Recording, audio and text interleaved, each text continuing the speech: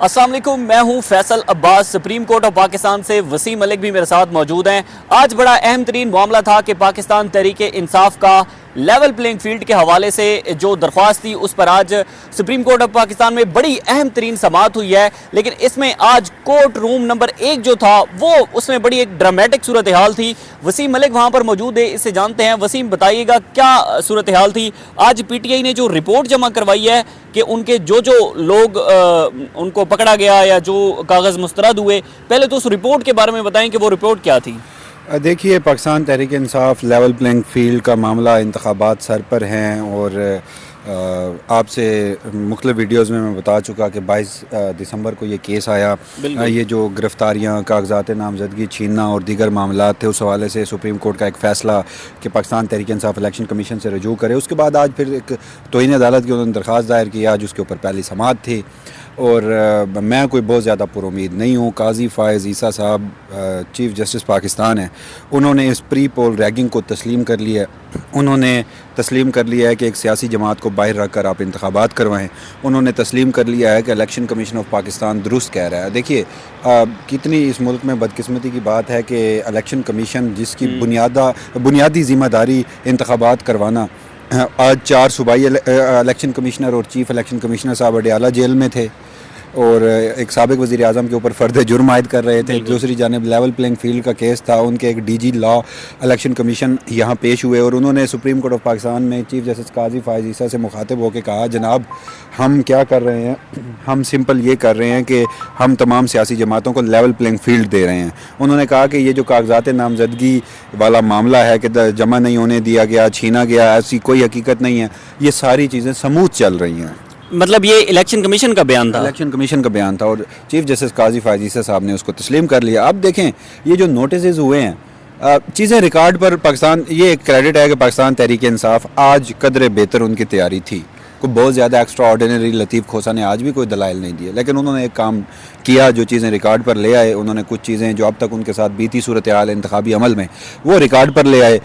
उन्होंने बार बार कहा कि उनके पास वीडियो शवाहिद हैं, वो शवाहिद की सूरत में दिखाना चाहते हैं। काजी फ़ायज़ ईसा साहब ने उन्हें बोलने की या वो शवाहिद देखने की इजाज़त नहीं दी, लिहाजा वो मामला तो वहीं रह गया। अब ये जो नोटिस हुए हैं, ये 3 लोगों को हुए हैं, चीफ सेक्रेटरी पंजाब को, IG पंजाब को और एडवोकेट जनरल पंजाब को, कि वो आएँ और वो रिपोर्ट दें। अच्छा, ये नहीं, रिपोर्ट किस चीज़ की? देखिए, मामला ये है कि आपको याद होगा कि शायद ये आज मैं तो ये भी एक्सपेक्ट नहीं कर रहा था कि नोटिस होंगे। ये दरख्वास्त मुझे लग रहा था कि निपटा दी जाएगी, लेकिन वो भला हो जस्टिस मोहम्मद अली मज़हर साहब का बेंच 1 में वो मौजूद हैं और उन्होंने आज कुछ अहम सवालात उठाए जिस पर काजी फ़ायज़ ईसा साहब मजबूर हुए और इन 3 लोगों को नोटिस जारी करना पड़ा। वो वजह कुछ ये थी कि जी क्या कहते हैं उसे, आपको याद होगा पंजाब के जो इलेक्शन कमिश्नर हैं सूबाई, उन्होंने ख़त लिखा था, चीफ सेक्रेटरी को एक ख़त लिखा था, IG को एक ख़त लिखा था और उस ख़त की copy election commission of Pakistan को भिजवाई थी। और उसमें उन्होंने लिखा था कि ये जो ऑन गोइंग सूरत हाल है, ये ख़त ग़ालिबन तब लिखा गया था जब ये गिरफ्तारियाँ अरूज पर थीं, कागज़ात नामज़दगी जमा नहीं करवाने दिए जा रहे थे, तायद कुनंदा और तजवीज़ कुनंदगान को गिरफ़्तार किया जा रहा था। तो उन्होंने ये ख़त लिखा। अब उस ख़त में जस्टिस मोहम्मद अली मज़हर ने कहा कि जी आप ख़ुद मुझे बताइए कि आप पाकिस्तान तहरीक इंसाफ को छोड़ दीजिए, आपका एक अपना बंदा सूबाई चीफ इलेक्शन कमिश्नर है और वो आकर ये लिख रहा है, ऑन रिकॉर्ड चीज़ें ला रहा है कि जो पंजाब की मशीनरी है वो इंतखाबी अमल को सबूताज कर रही है, तो आपने इसके ऊपर क्या कार्रवाई की है? तो इलेक्शन कमीशन के पास इसका कोई जवाब नहीं था, जिसके बाद फिर नोटिस जारी करने पड़े हैं। अच्छा, अब इन नोटिस जारी करने के बाद क्या होगा? कुछ भी नहीं होगा। कागज़ात नामज़दगी जमा करवाने वाला मरहला पुलिस पंजाब बल्कि पूरे मुल्क में जिस तरह प्री पोल रैगिंग और पाकिस्तान की सियासी तारीख में ऐसा नहीं हुआ कि आप कागज़ात नामज़दगी छीन रहे हैं, तजवीज़ कुनंदगान और तायद कुनंदगान को गिरफ़्तार कर रहे हैं। आपने वो मरहला बड़ी कामयाबी से रियासत पाकिस्तान ने अबूर किया। अच्छा, उसके बाद आपने क्या किया? तजवीज़ कुनंदगान और तायद कुनंदगान को गिरफ़्तार किया।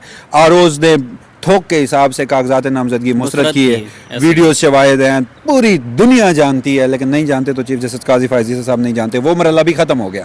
अब तीसरा मरहला ये है कि ROs की तैनाती के ख़िलाफ़ जो मामलात हैं, RO की तैनाती नहीं, माजरत, ROs की जानिब से जो कागज़ात नामज़दगी मुस्तरद किए गए उनके खिलाफ एपलेट ट्रिब्यूनल में अपीलें दायर करना, लेकिन ROs अभी भी वो उन्होंने किस बिहाफ पे मुस्तरद किए वो कॉपी नहीं दे रहे। सूरत हाल यहाँ तक है, कॉपी तक नहीं दे रहे। लेकिन जो दी हैं वो भी हमने पढ़ी हैं, को किसी के جو ان کے گیس کے بل ہیں وہ نہیں جمع، تو کسی کی کوئی 3 سال پرانی گاڑی تھی تو اس نے ڈکلیئر نہیں کی ہوئی تھی، کسی کو اس بنیاد پر انہوں نے. اور یہ آپ کے ہائی کورٹ میں بھی آج یہی ہوا کہ 2 لوگ الگ الگ سیاسی جماعتوں سے، ان 2 کے الگ الگ آروز الگ الگ معاملات پر کاغذات نامزدگی مسترد ہوئے اور فیصلہ کاپی پیسٹ تھا، ایک ہی تھا فیصلہ دونوں کا. تو یہ جب صورتحال تھی تو اب یہ مرحلہ چلنا ہے 10 جنوری تک. 8 جنوری کو پھر اس کیس کی تاریخ رکھی گئی ہے.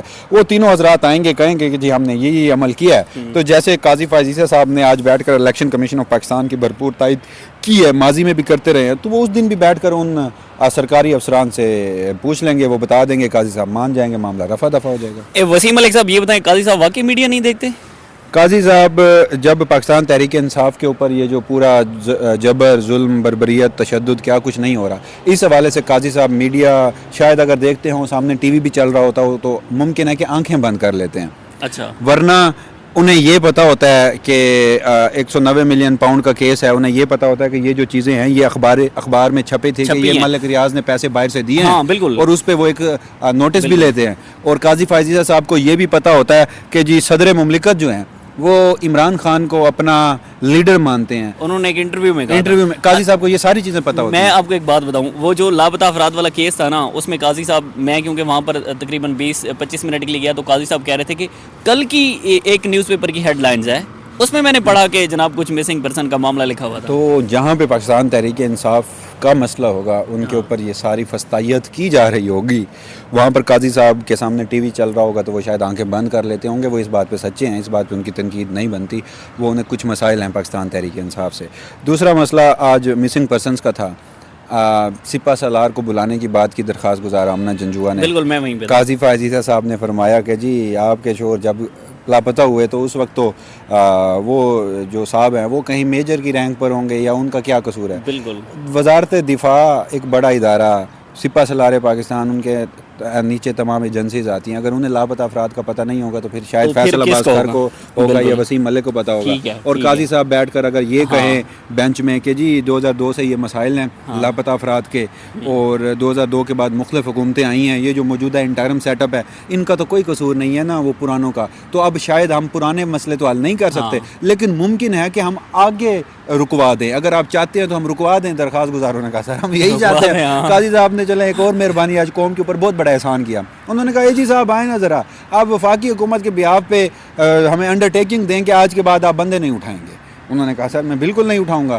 تو قاضی صاحب نے کہا اگر اٹھایا، خبردار اگر اٹھایا تو پھر کیا ہوگا؟ پھر آپ کے خلاف کارروائی ہوگی. یوں یہ معاملہ بھی رفع دفع ہو گیا. آپ سوچئے، آپ صرف ایک لمحے کے لیے سیریسلی سوچئے کہ ایک ملک، اس میں 20 سال سے لاپتہ افراد کا مسئلہ، ہزاروں کی تعداد میں لاپتہ افراد کا مسئلہ.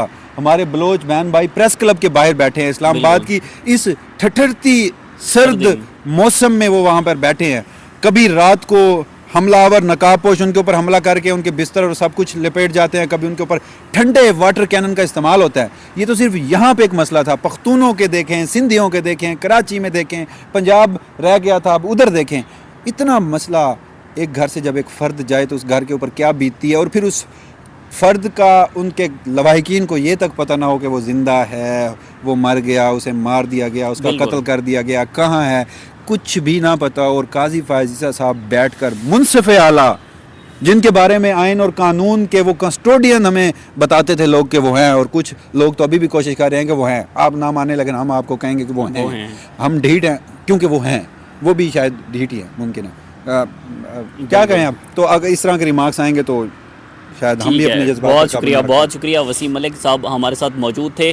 مسئلہ یہ ہے کہ اگر پورے ملک کے اندر یہ ہو رہا ہے عدالت کے بار، تو کیا عدالت نے، سپریم کورٹ آف پاکستان نے اس پر اپنی آنکھیں جو ہے وہ بند کر رکھی ہیں، یا پھر سپریم کورٹ اس وقت یہ سوچ رہی ہے کہ ٹھیک ہے جی جو کچھ ہو گیا، جو نامینیشن پیپر ریجیکٹ ہوئے، لوگوں کی گرفتاریاں، واٹس ایور جو بھی ہوا، انہوں تے مٹی پاؤ تے ہوں الیکشن کراؤ. یہ والے معاملات دیکھتے ہیں ہوتے ہیں، لیکن جو بھی ڈیٹیل ہوگی آپ کے ساتھ شیئر کرتے رہیں گے. مجھے اجازت دیجیے، اللہ حافظ.